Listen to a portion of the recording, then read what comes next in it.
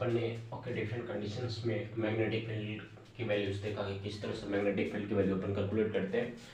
Afterwards अपन ने solenoid के कारण मैग्नेटिक फील्ड की वैल्यू देखा। मैंने एंड पॉइंट पर बताया कि जो मैग्नेटिक फील्ड की वैल्यू होती है, सेंटर पर जो मैग्नेटिक फील्ड की वैल्यू होती है mu naught NI divided by 2 हो जाता है।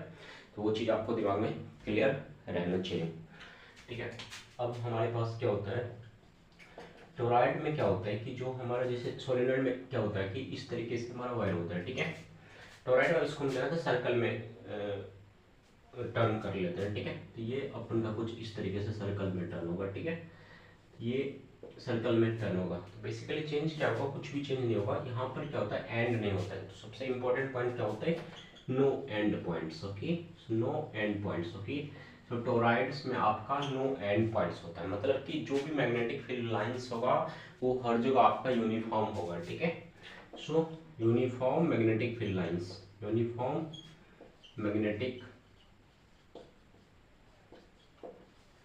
फील्ड लाइंस, ठीक है। इसकी जो वैल्यू होती है B इक्वल्स टू हमारे पास होता है म्यू नॉट NI, बट यहाँ पर जो n की वैल्यू होती है वो चेंज हो जाती है। n क्या हो जाएगा यहाँ पर, capital N divided by 2 pi r होता है, capital N divided by 2 pi r, okay. So capital N आपके पास क्या होता है, टोटल नंबर ऑफ टर्न्स हो गया, एंड r क्या है, इसका रेडियस, ओके। इस टोरॉइड का रेडियस है, r आपका क्या होता है, रेडियस होता है, ठीक है। सो r रेडियस हो गया, तो 2 पाई r क्या हो गया आपका, सर्कमफ्रेंस हो गया, ठीक है। बेसिकली ये क्या होगा आपका, लेंथ हो गया, ठीक है। सो 2 पाई r आपका क्या हो गया, लेंथ हो गया, ठीक है। ये सारी चीज अगर आप दिमाग में रखते हो तो आपके कॉन्सेप्ट्स क्लियर होते हैं। इसमें कोई एंड पॉइंट्स नहीं होता है, ठीक है। टोरॉइड में कोई एंड पॉइंट्स नहीं होता है।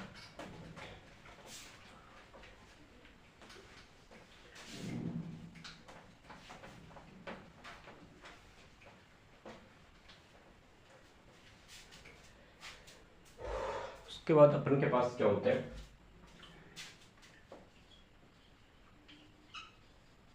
मैग्नेटिक फोर्स की बात करते हैं, ठीक है। तो अपन ने इलेक्ट्रोस्टैटिक्स में भी फोर्स देखा था, ठीक है। इलेक्ट्रोस्टैटिक्स में भी अपन ने फोर्स देखा था। तो यहाँ पर मैंने बताया था कि अपन का जो चार्ज है वो क्या है, स्टैटिक है ना, स्टैटिक है, रुका हुआ है, स्टैटिक है, रुका हुआ है, ठीक है। बट हियर नो कि चार्ज इज मूविंग। तो suppose charge is moving by the velocity v, charge is moving by the velocity v, charge is moving by the velocity v। So magnetic force जो होता है F v, तो हमारे पास क्या होता है, कोई चार्ज है जो v वेलोसिटी से, चार्ज है जो v वेलोसिटी से मूव कर रही है मैग्नेटिक फील्ड में, ठीक है। मैग्नेटिक फील्ड में, यहाँ पर मैग्नेटिक फील्ड है अपन के पास, तो इसमें क्या होगा, फोर्स लगता है, मैग्नेटिक फोर्स लगता है। मैग्नेटिक फोर्स का काम क्या होता है, मैग्नेटिक फोर्स का काम क्या होता है, डायरेक्शन को चेंज करना। मैग्नेटिक फोर्स का काम क्या होता है, डायरेक्शन को चेंज करना, डायरेक्शन को चेंज करना, direction to change direction, okay, to change direction. So magnetic force can change direction only, okay. Magnetic force can change direction only, ठीक है, क्लियर है। तो जो मैग्नेटिक फोर्स की वैल्यू होती है that is okay Q V cross B, Q V cross B, okay, Q V cross B, Q V cross B. So if there is only magnetic field, if there is only magnetic field, तो velocity क्या होगा, हमेशा constant होगा। Magnitude of magnitude of velocity क्या होगा, constant होगा, am I right. This is not going to change, but okay, v is changing, why, because direction will change, because of only direction, because of only direction, because of only direction, velocity will change because of only direction, clear है, बताओ। so now we'll focus on fb equals to qb cross b, so try to discuss this।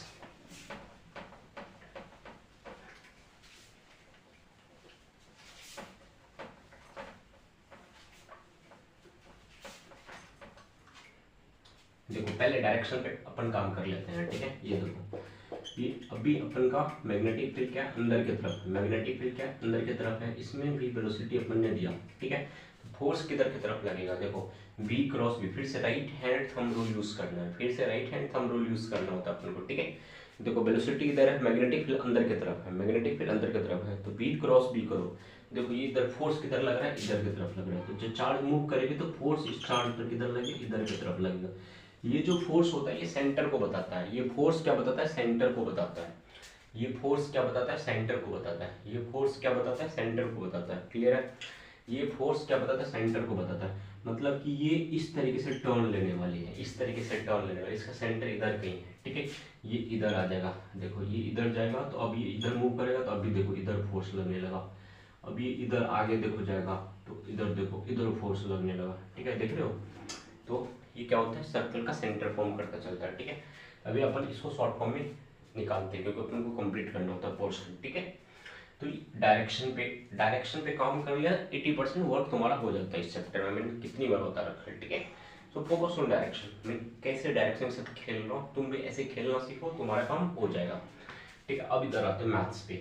ये हमारा क्या Q B cross B होता है, ये क्या है, मैग्नेटिक फोर्स। ये क्या है, मैग्नेटिक फोर्स। ये क्या है, मैग्नेटिक फोर्स है, ठीक है। इसको सॉल्व करो, ये हमारे Q B cross B, Q B B sine theta equals to F B, ठीक है। इसमें केस लेते हैं अपन, अगर मान लो थीटा हमारे पास क्या है, 0 डिग्री है, मतलब क्या, वेलोसिटी पैरेलल है किसका, मैग्नेटिक फील्ड की। मैग्नेटिक फील्ड जो है उसके पैरेलल है वेलोसिटी, मतलब मान लो मैग्नेटिक फील्ड भी इधर है और वेलोसिटी भी इधर है, ठीक है। तो फोर्स, मैग्नेटिक फोर्स क्या होता है, 0 होता है, वेरी वेरी इंपॉर्टेंट पॉइंट, ठीक है। मैग्नेटिक फोर्स क्या होता है, 0 होता है। मैग्नेटिक फोर्स 0 है, इसका मतलब क्या होगा, डायरेक्शन चेंज नहीं होगा। सो यहाँ पे लिख लो इस पॉइंट को, no change in direction, no change in direction, no change in direction. Clear है, सारा पॉइंट्स क्लियर है, बताओ ये क्लियर दिख रहा है, नो चेंज इन डायरेक्शन, ठीक है ना।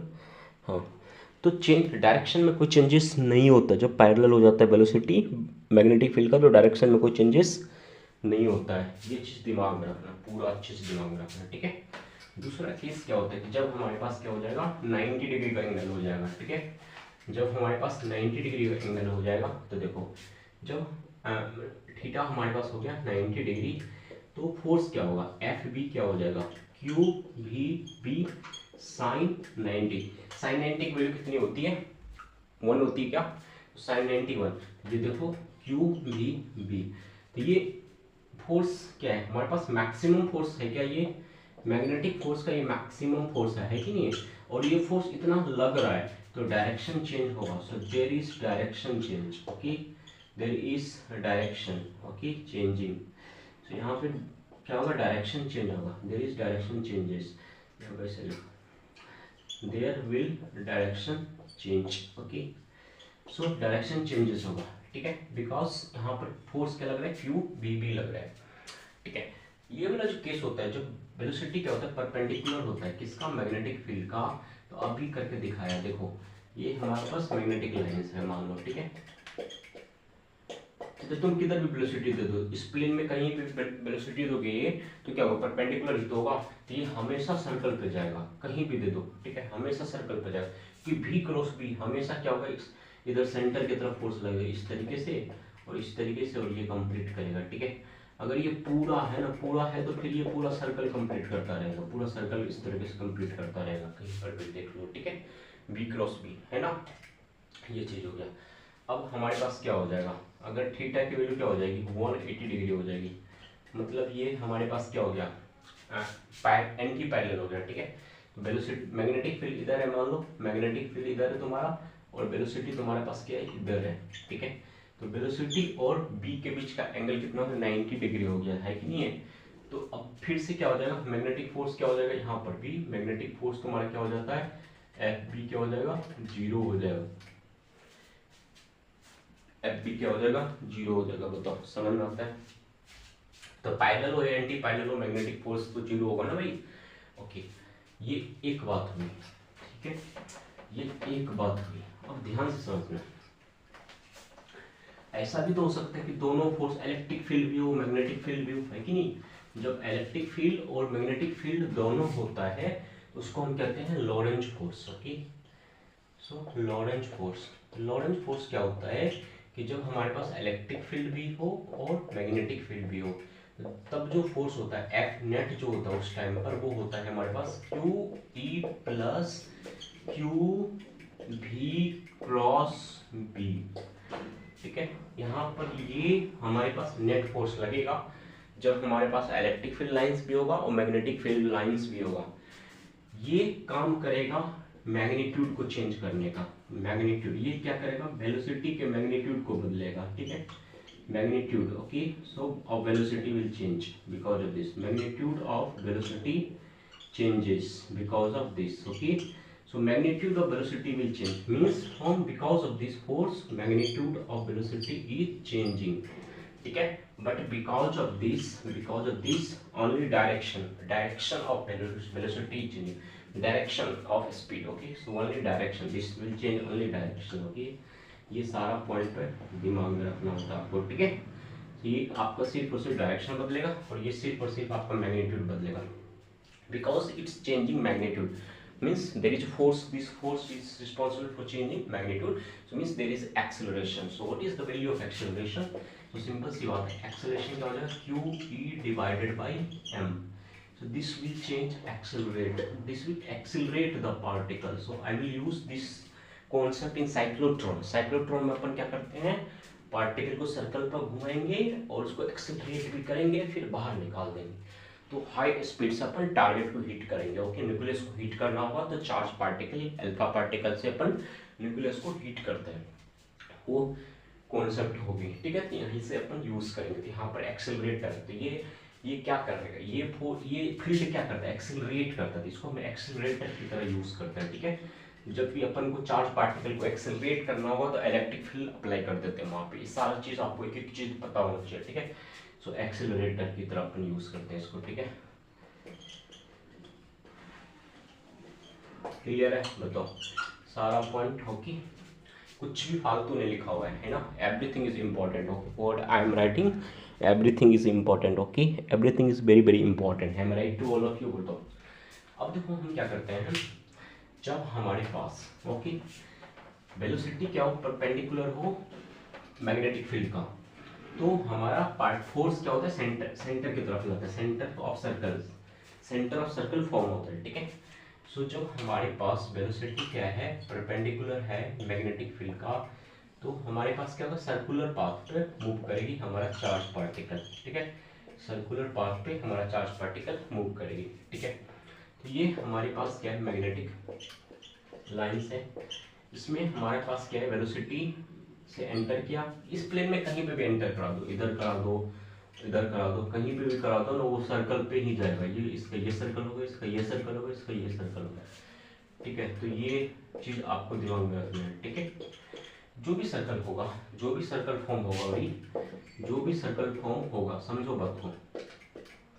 ठीक है, जो भी सर्कल फॉर्म होगा, ठीक है, उसको फोर्स कितना लग रहा है, फोर्स क्या लगेगा, क्यू भी भी, क्योंकि साइन 90 परपेंडिकुलर है ना, तो साइन 90 क्या हो गया, 1 हो गया ना भाई, साइन 90 1 परपेंडिकुलर, v वेलोसिटी से मूव कर रही है, कोई भी v वेलोसिटी से मूव कर, एक्सेलरेट तो हो नहीं रही है, तो v तो कंफर्म है ना, यूनिफॉर्म है ना स्पीड।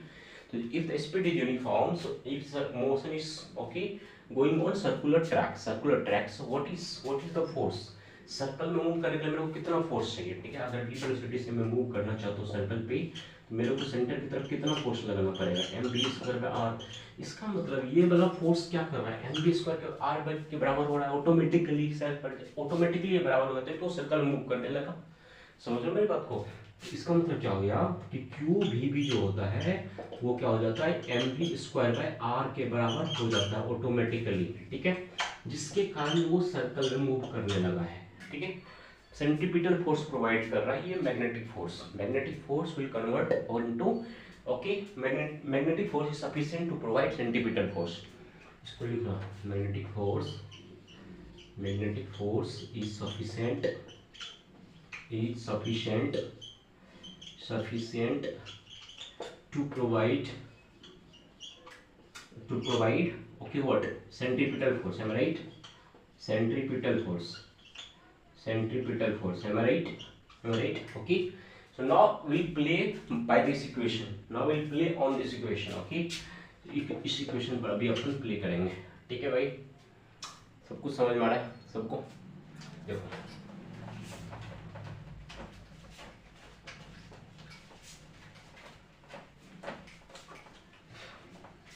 देखो क्यू भी बी हमारे पास क्या हो गया, M B square by R. यहाँ से देखो एम से ओके बी से बी कैंसिल कर लो, देखो आर हमारे पास क्या हो गया, M B by Q B.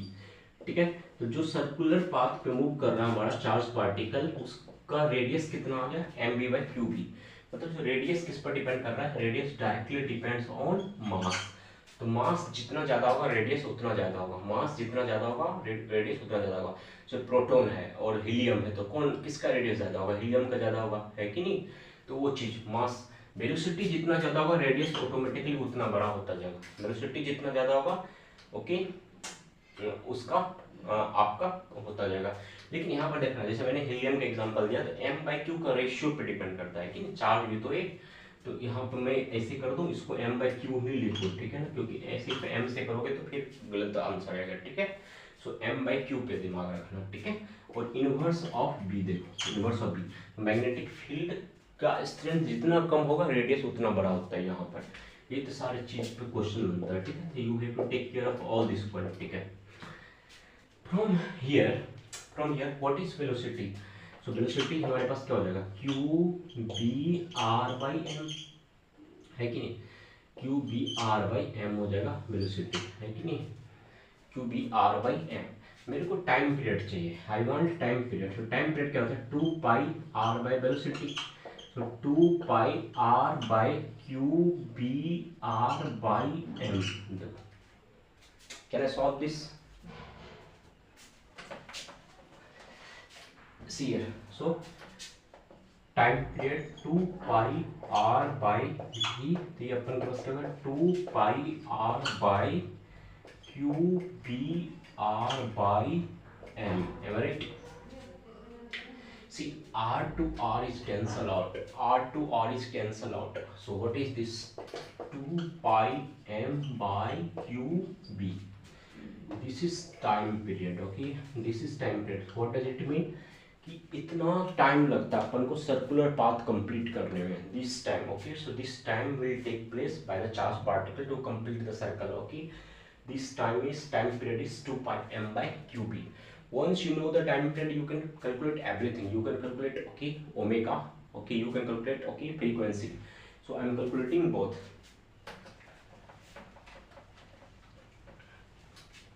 So what is frequency? Frequency is what, 1 by time period, so this will be what, 1 by 2 pi m by q b. So what is this, q b by 2 pi m.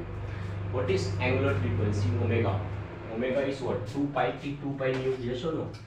So omega is 2 pi by, omega is what, 2 pi by t, omega is what, 2 pi nu. So what is this, 2 pi nu is what, q b by 2 pi m. 2 pi cancel out, okay, this is q b by m. Okay, so I think it's sufficient, okay, so we have covered okay most of the points, okay, all points are very important, I covered all important, okay, the remaining thing I will cover in next part. Thank you.